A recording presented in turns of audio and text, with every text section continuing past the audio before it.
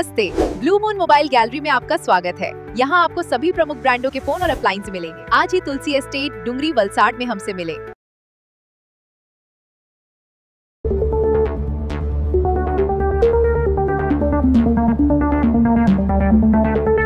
હા, આમ તો હું પહેલી વાર બિનહરીફ માટે તો ખાસ મારે પહેલાં તો મીડિયાના આભાર માનવો જોઈએ કે આટલા ઊંડાણના વિસ્તારનો તાલુકો છે અને આ તાલુકો 97-98થી જ્યારે અસ્તિત્વમાં આવ્યો ત્યાર પછી આ પહેલી વાર આપણા પ્રાથમિક શિક્ષક સંઘની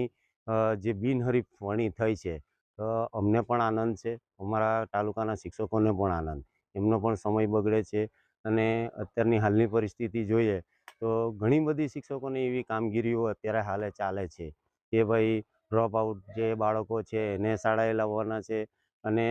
આ વસ્તી ગણતરીનું કામ પણ અત્યારે હાલે ચાલી રહ્યું હોય અને આવા ઘણી બધી પ્રવૃત્તિઓથી લઈને શિક્ષકો પણ એની અંદર પરોવાયેલા હોય અને તેવા સમયની અંદર જો આ કપરાડા તાલુકા પ્રાથમિક શિક્ષક સંઘની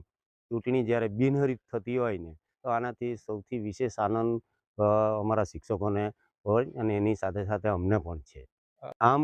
અમારા અત્યારે સૌથી વધારે શિક્ષકોના જો પ્રશ્નો હોય ને તો સૌથી મોટામાં મોટો પ્રશ્નો અત્યારે 2005 પછી જે શિક્ષકોને ઓપીએસમાં નથી સમાવ્યા એ સૌથી મોટી લડત અમારી રહી છે અને અત્યારે હાલે જે ચાલી રહ્યો છે કે 2010 પહેલાં જે ભરતી થયેલા છે એમને ટેટનો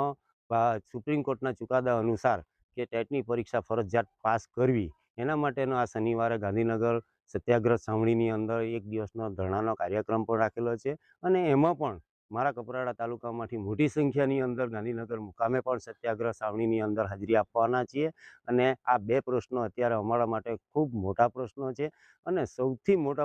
હજુ પણ ફરીને કહું છું કે આ જે અમારો એનપીએસમાંથી ઓપીએસમાં જે 2005 પછીના જે શિક્ષકો છે એ અમારો સૌથી મોટો પ્રશ્ન છે અને આગળ પણ 2005 પહેલાં જે ઓપીએસની લડત હતી એ પણ આપણા કપરાડા તાલુકામાંથી જ આપણે શરૂઆત કરી હતી અને એને ખૂબ સારી રીતે સફળતા પણ મળી છે અને આ પણ 2005 પછીની જે લડત છે કે એનપીએસમાંથી ઓપીએસમાં સમાવવા માટેની એની પણ લડત અમે એવું ઈચ્છીએ છીએ અને અમારા તાલુકાના શિક્ષકો પણ એવું ઈચ્છે છે કે આપણી એની લડત પણ કપરાડા તાલુકામાંથી જ શરૂઆત થાય અને એની પણ સફળતા મળે।